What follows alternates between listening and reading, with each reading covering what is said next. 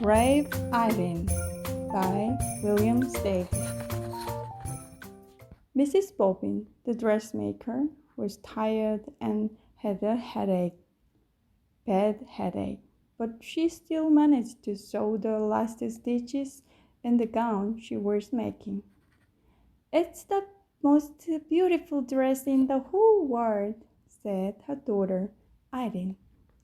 "The Duchess will love it." "It is nice," her mother admitted.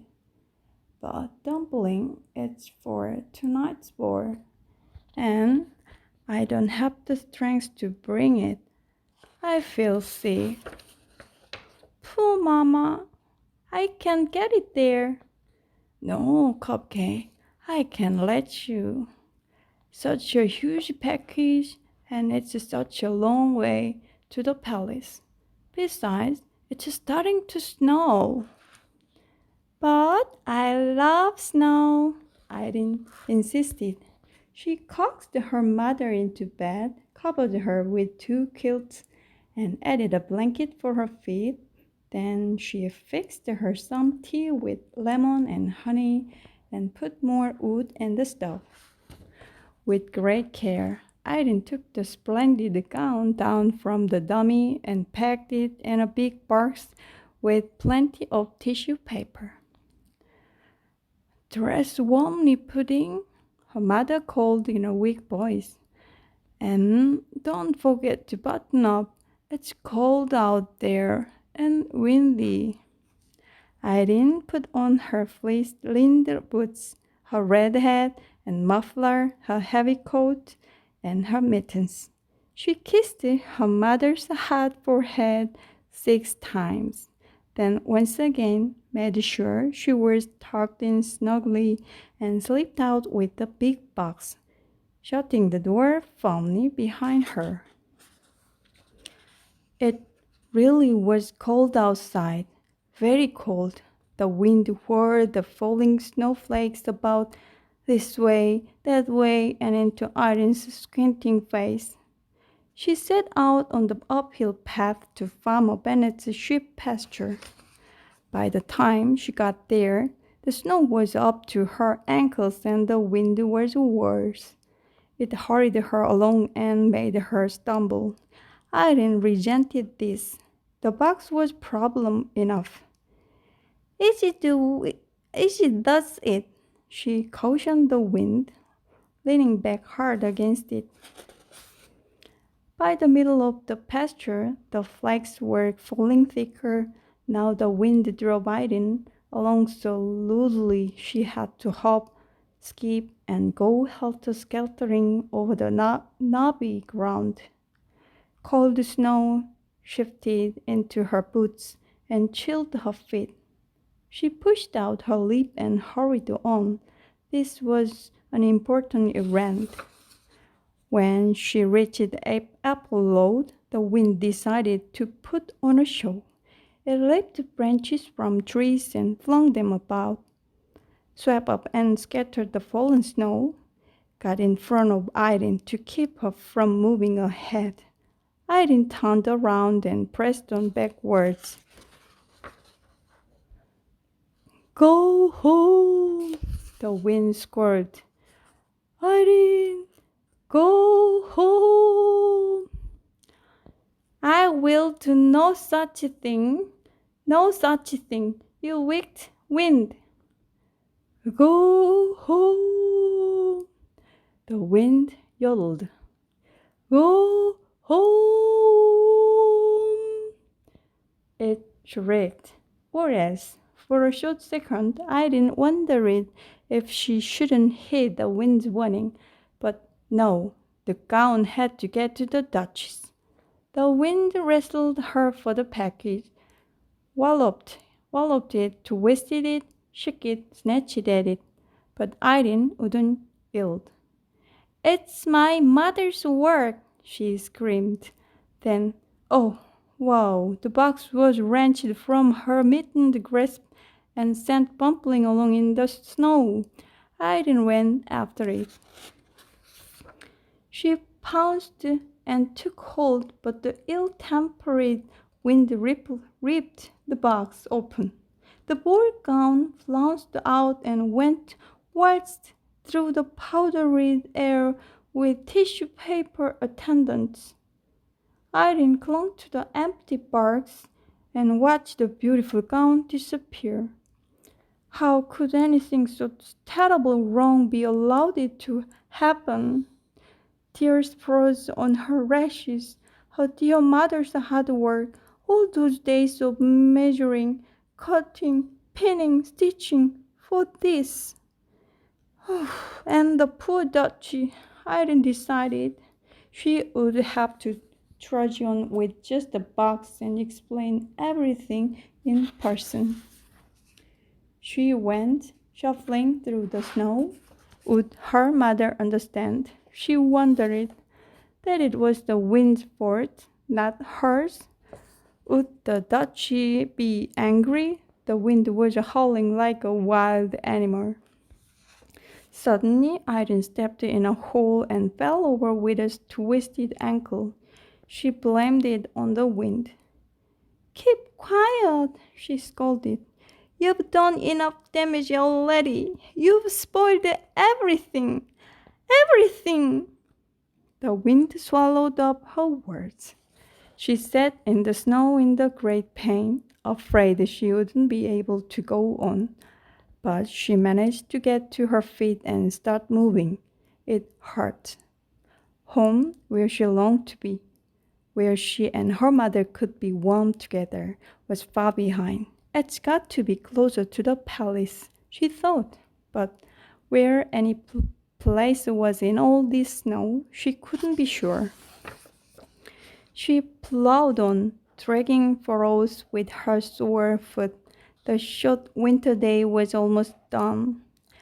Am I still going the right way? She wondered. There was no one around to advise her. Whoever else there was in this snow-covered world was far, far away and safe indoors. Even the animals in their burrows. She went plodding on. Soon night took over. She knew in the dark that the muffled snow was still falling. She could feel it. She was cold and alone in the middle of nowhere. Irene was lost. She had to keep moving. She was hoping she'd come to her house, any house at all, and be taken in. She badly needed to be in someone's arm. The snow was above her knees now. She shoved her way through it, clutching the empty box. She was asking how long a small person could keep this struggle up when she realized it was getting lighter. There was a soft glow coming from somewhere below her. She waded toward this glow and soon was gazing down a long slope at a brightly lit mansion. It had to be the palace. Irene pushed forward with all her strength and slush, thump. She plunged downward and was buried. She had fallen off a little cliff. Only her head and the box in her hands stuck out above the snow. Even if she could call for help, no one would hear her. Her body shook. Her teeth chattered. Why not freeze to death, she thought, and let all these troubles end? Why not? She was already buried. And never see her mother's face again. Her good mother, who smelled like freshly baked bread. In an explosion of fury, she flung her body about to free herself and was finally able to climb up on her knees and look around. How to get down to that glittering palace? As soon as she raised the question, she had the answer. She laid the box down and climbed aboard, but it pressed into the snow and stuck. She tried again, and this time, instead of climbing on, she leaped. The box shot forward like a sled. The wind raced after Irene, but couldn't keep up. In a moment, she would be with Pepper again inside where it was warm. The sled slowed and jerked to a stop on paving stones. The time had come to break the bad news to the Duchess. With the empty box collapsed to her chest, Irene strode nervously toward the palace. But then her feet stopped moving and her mouth fell open. She started.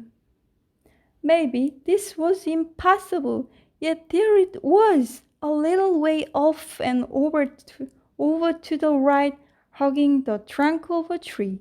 The beautiful ball gown. The wind was holding it there. Mama! Irene shouted. Mama! I found it! She managed somehow, despite the wind meddling, to get the gown off the tree and back in its box. And in another moment, she was at the door of the palace. She knocked twice with a big brass knocker.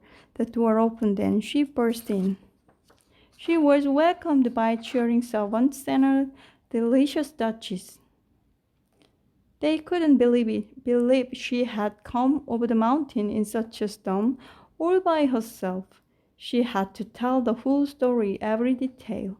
And she did. Then she asked to be taken right back to her sick mother. But it was out of the question, they said.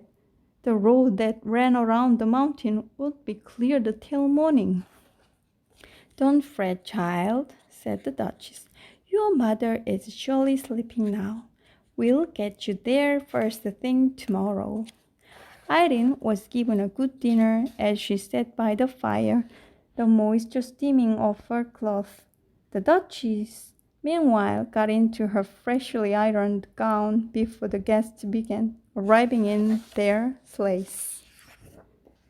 What a wonderful ball it was! The Duchess in her new gown was like a bright star in the sky. Irene, in her ordinary dress, was radiant. She was swept up into dances by handsome aristocrats who kept her feet off the floor to spare her ankle. Her mother would enjoy hearing all about it. Early the next morning, when snow had long since ceased falling, Mrs.Bobbin woke from a good night's sleep, feeling much improved. She hurried about and got a fire going in the cold stove. Then she went to look in on Irene. But Irene's bed was empty. She ran to the window and gazed at the white landscape. No one out there. Snow powder fell from the branch of a tree. Where is my child? Mrs. Bobbin cried. She whipped on her coat to go out and find her.